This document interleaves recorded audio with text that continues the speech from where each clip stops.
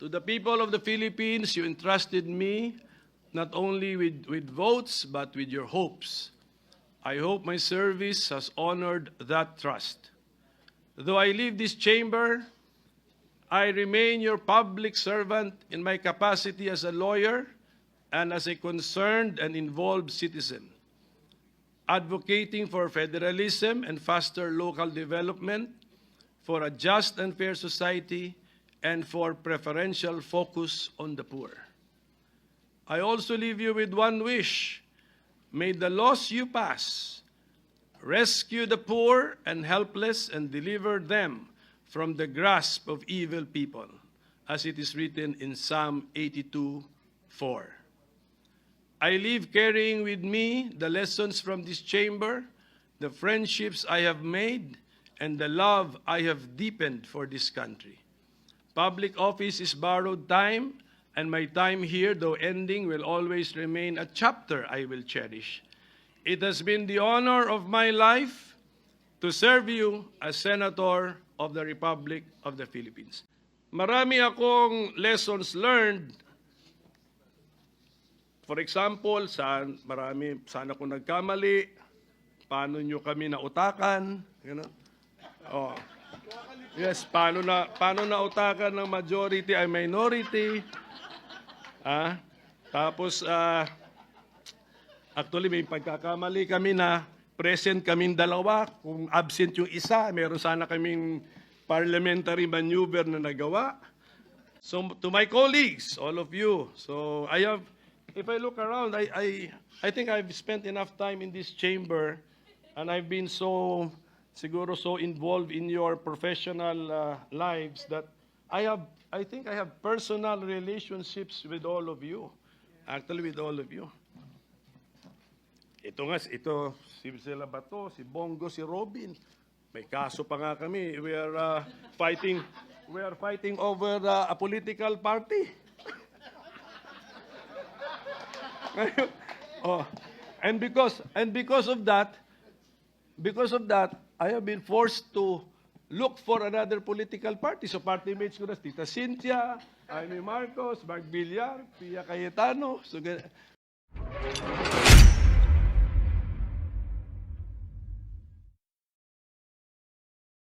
Mr. President, I move that we consider proposed Senate Resolution number 1374.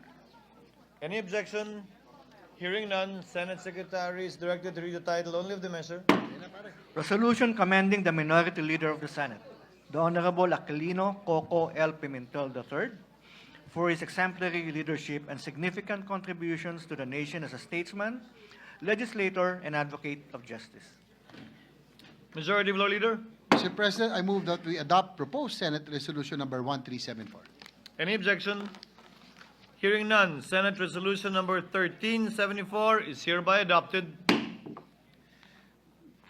Mr. President, I move that we recognize the honoree, our minority leader, ang kokote ng Senado, Senator Aquilino Coco Pimentel III. Our distinguished Minority Floor Leader, Senator Coco Pimentel, thank you. Boss, thank you. is recognized. You may proceed, sir. Thank you, Mr. President. Mr. President, my dear colleagues, our Senate staff, our Senate Secretariat, our guests, my Commander-in-Chief is also here, our dear countrymen. Magandang gabi po sa inyo lahat. I am about to deliver my valedictory speech. This is one perk of being a senator which I would relish the most. My father was the valedictorian of all his classes throughout his academic life, from elementary, high school, college, and even up to College of Law. I was never a valedictorian, but I still get to deliver a valedictory speech. Swerte ko naman. Sabi ng ating konstitusyon, sovereignty resides in the people and all government authority emanates from them. I have been blessed by God and the Filipino people with the opportunity to hold a high government position. These 13 plus years I have spent as a senator in the service of the Filipino people have been the most fulfilling years of my life. This is an opportunity and an experience not given to many.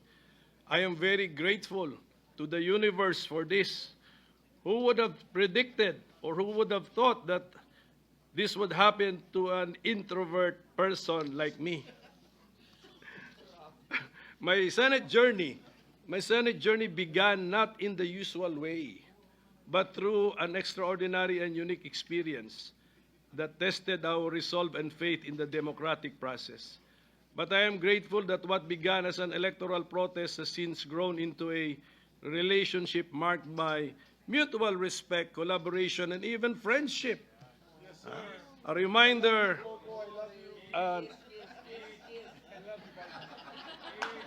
kumpare pa.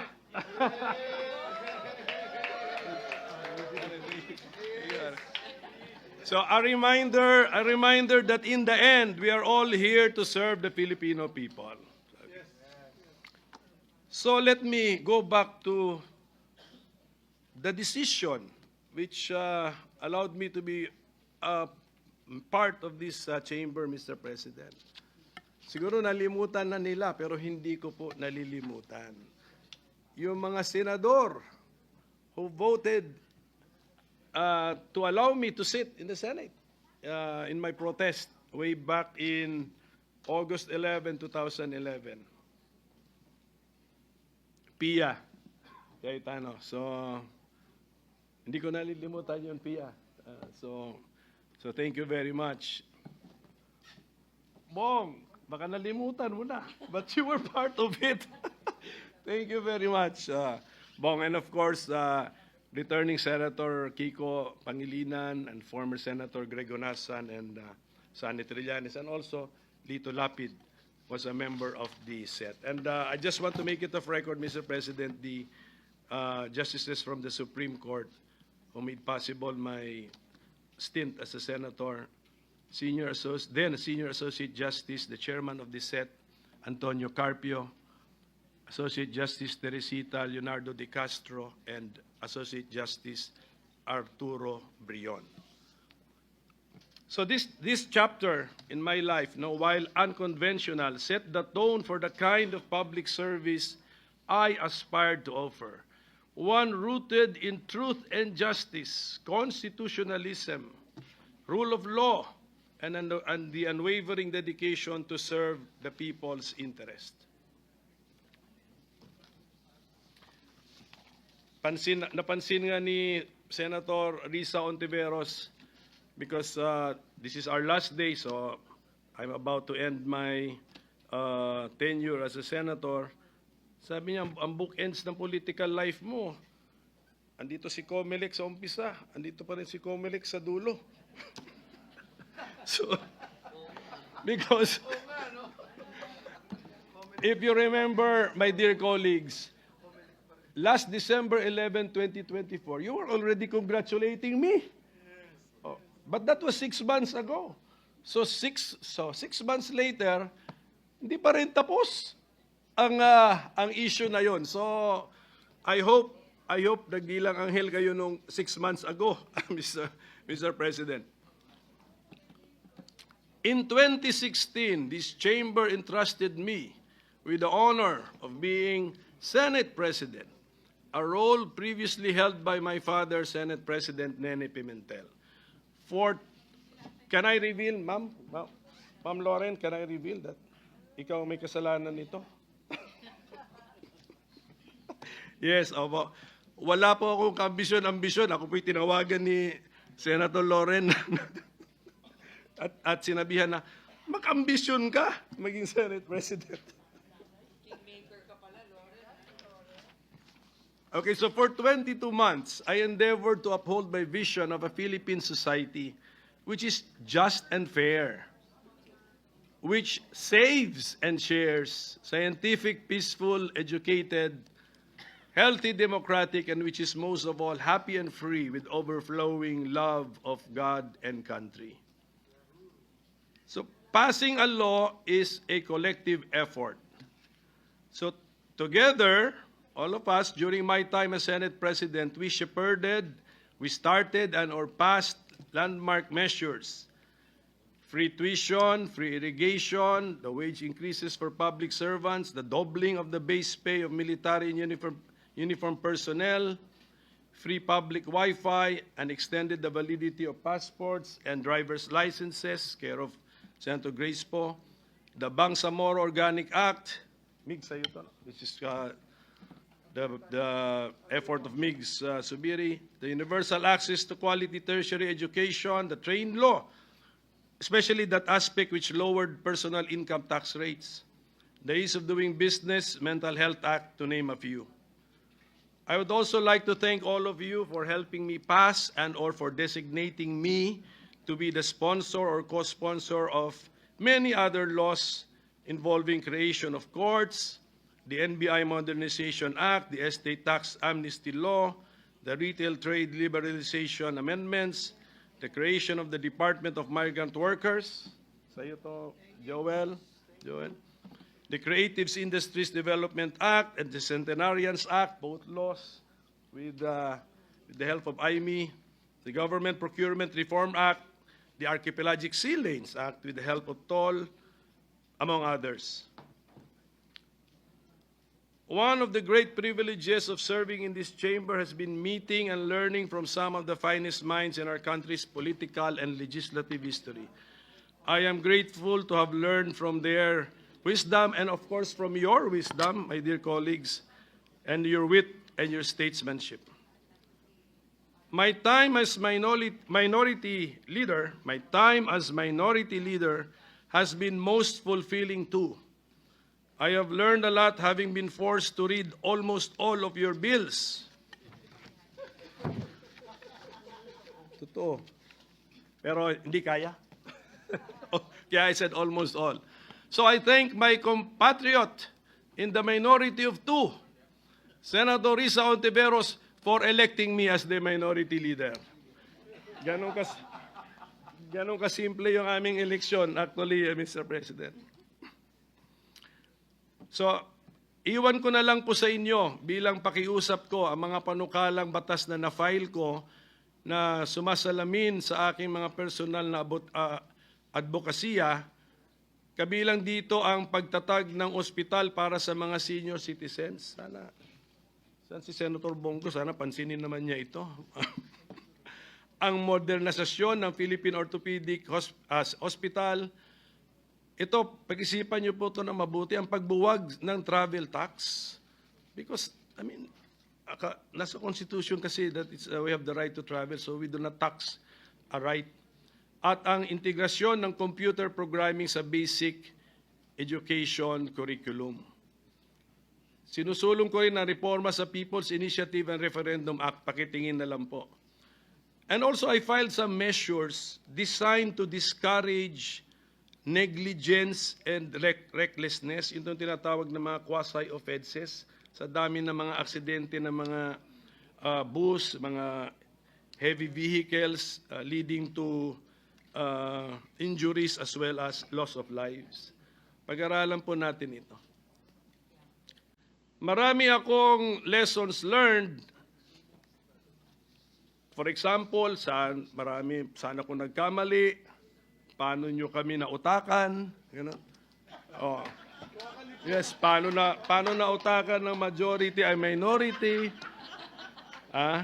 Tapos, actually, may pagkakamali kami na present kaming dalawa. Kung absent yung isa, meron sana kaming parliamentary maneuver na nagawa. Pero hindi ko na muna i-detalye, ikwento lahat ito. Kasi ang bala ko isulat ito sa isang libro para naman merong pang bumili ng libro ko. Okay? So I owe this journey to many. Hindi ko po ito narating ng mag-isa.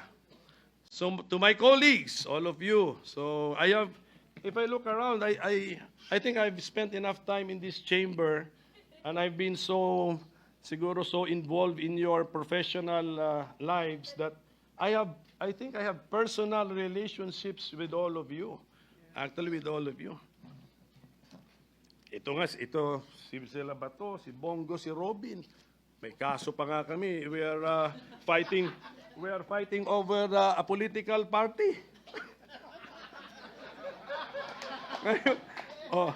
And because of that,